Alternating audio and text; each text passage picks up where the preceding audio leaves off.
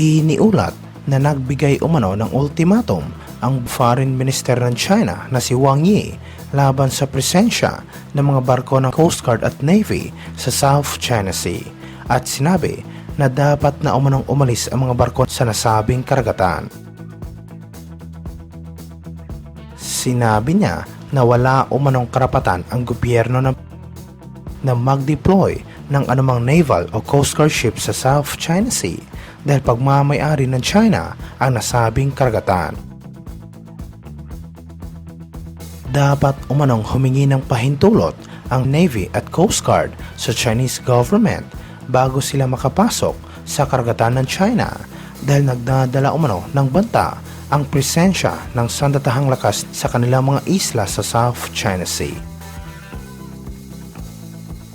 Sinabi rin ni Wang Yi na ipinagbabawal din umano ng kanilang bansa ang hindi otorisadong pangingisda sa South China Sea upang maprotektahan ang kanilang teritoryo laban sa iligal na panghihimasok ng mga foreign vessel. Iniulat ito matapos ang pinakamalaking Coast Guard ship sa mundo ay sumama sa iba pang mga Chinese vessel na kasalukuyang nagkukumpulan malapit sa Ayungin Shoal na kung saan ay nasa loob ng exclusive economic zone ng Pilipinas. Ayon sa isang US-based na national security expert na si Ray Powell, ang CCG-5901 na binansagang monster ship dahil sa laki nito ay sumama sa isa pang CCG vessel na 4203 at patuloy umunong dumadami ang mga Chinese vessels sa Ayungin na kilala din sa International Maritime Map bilang Second Tama Shoal.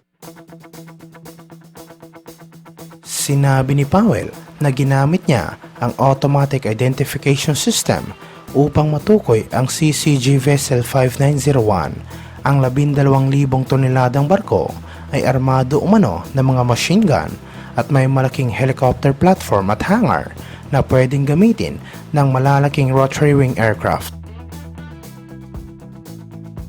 Ang Chinese Coast Guard Vessel 5901 ay doble ang laki kaysa sa Ticonderoga class guided missile cruiser ng US Navy at mas malaki rin kaysa sa Arleigh Burke class guided missile destroyer.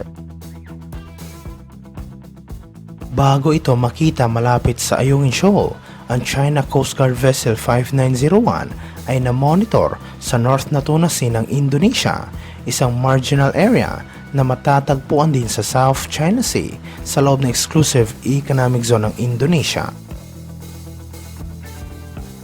Inaangkin ng Beijing ang pagmamay-ari ng malalaking bahagi ng West Philippine Sea sa ilalim ng 9-Line policy nito. Patuloy ding ginagamit ng China ang mga Coast Guard vessel at maritime militia nito upang harasin, takutin at sundan ang mga barko ng Pilipinas sa nasabing karagatan.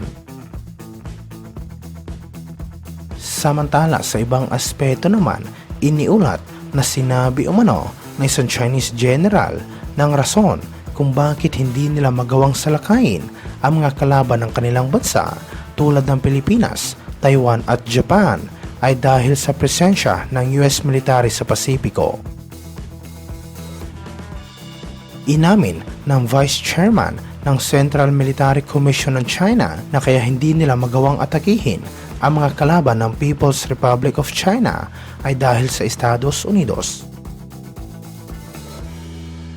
Sinabi rin ng Chinese general na hindi umano kayang pantayan ng People's Liberation Army ang kakayahan ng US military kahit mas marami pa ang mga aktibong personnel at barko nito kumpara sa US military.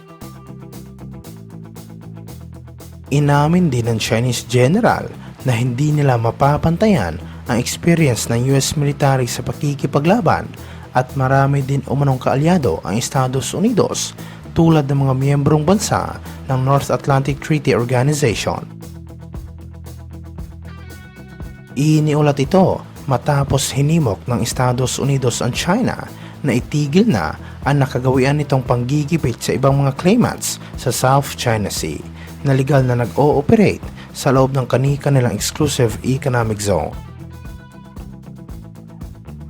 Sa isang magkahiwalay na pahayag, sinabi ng Estados Unidos at European Union mission sa Pilipinas na sila ay nakikiisa sa paggunita sa anibersaryo ng Arbitral Award na pumabor sa Pilipinas na kung saan nireject ng Permanent Court of Arbitration ang malawak na maritime claim ng China sa South China Sea.